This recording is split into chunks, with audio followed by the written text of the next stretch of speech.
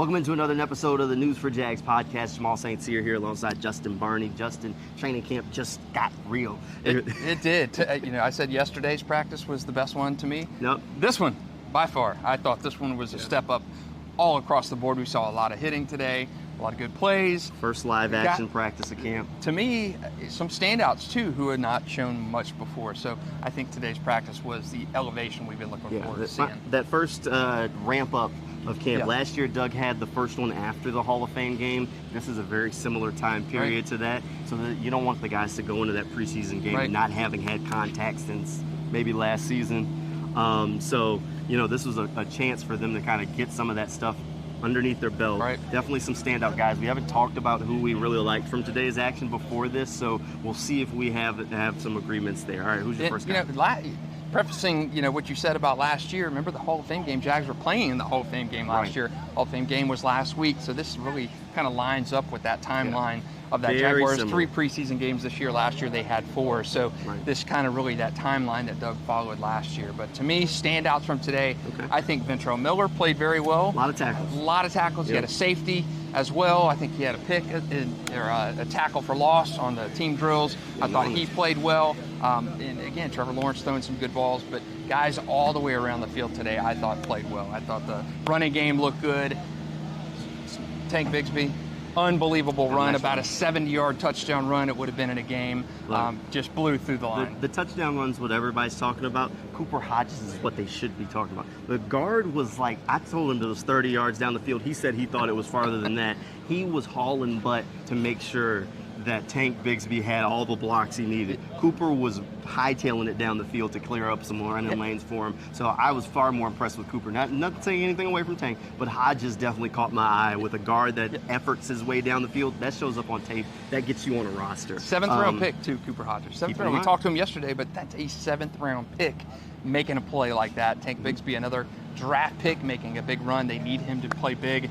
I love that touchdown run. I didn't see the vantage point of Cooper making the big play. I know you saw it.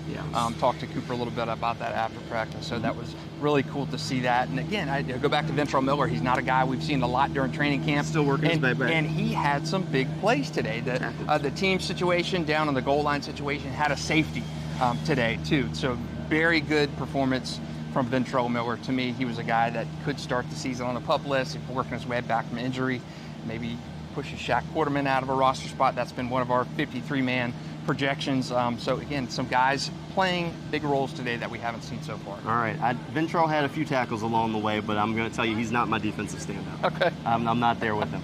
Raymond Vohasek. He's a guy who didn't make either one of our 53 mocks. He's a rookie out of North Carolina, late round draft pick, guy that we kind of all wrote off. Yeah, he had that kind of day. He had a safety, had another tackle for loss in red zone, had some bull rush plays during one-on-ones that were flat out impressive. Dude is powerful. So Raymond Vohasek had himself a day. He's definitely my defensive standout. I was impressed, a guy that I wasn't expecting to come on that way, but Jaguars might have themselves a little bit of a powerful guy that's pushing for a roster spot there. I thought 2 interesting things today in the goal line situation. The offense was like 6 for 6 in its first attempts at the goal line. I tweeted out 6 for 6. We were debating about this one. I don't think Trevor gets in on one of those. I'll give you 5 for 6. Okay, man. so Trevor Josh was Allen and Trayvon Walker were like they did pull up on it. So, but Trevor skirted around. He did. So it was 5 for 6, 6 for 6 with an asterisk today in those goal line situations. I tweeted that out. Offense was having its field day, and then boom, defense flipped on that switch, and you saw safeties almost went in a 5-play span, and really some running plays that went nowhere. We're talking from the 2-yard line, they did not get in. So the defense really elevated itself after that offensive explosion. These are second-team defensive guys making the big plays too. So some performances on that defensive side of the ball where you like to see that depth. We're going to see a lot of these guys in the preseason game on Saturday against Dallas. So a lot of guys emerging today in this full live practice in spots that I was very impressed with. And talking about that red zone period, the first play was a really tough run from Travis Etienne to get to the pylon, score that touchdown. The kind of runs that you need to see him make from him, and also signifies that he might know he had a little competition peeking behind him in the name of Tank Bigsby. So definitely was a good run there from Travis Etienne, not necessarily the power part of his game that we've seen a ton from him. So something to keep an eye on.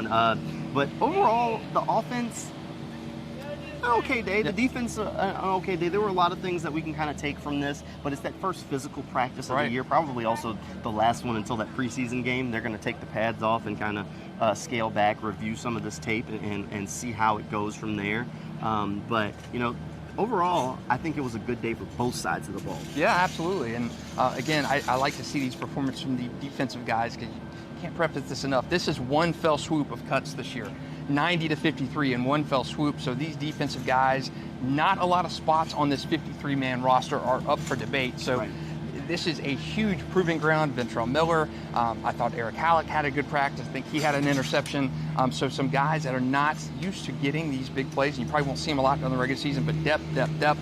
Special teams, Jacksonville has preached a lot about that this offseason. So interesting to see this big practice before an off day and heading into the Dallas game this week. All right, like you said, the Jaguars are off tomorrow. They'll be back out on the practice field on Wednesday. They'll really start to go in their game prep at that point, and then that first preseason game of the year is Saturday. So there won't be a News4JAGs podcast tomorrow, but we'll have another one coming your way on Wednesday and a little bit later in the week as they start to ramp up toward that game. We'll check in with you next time. Thanks for hanging out with us. There's more sports coverage over on News4JAGs.com, and we'll see you.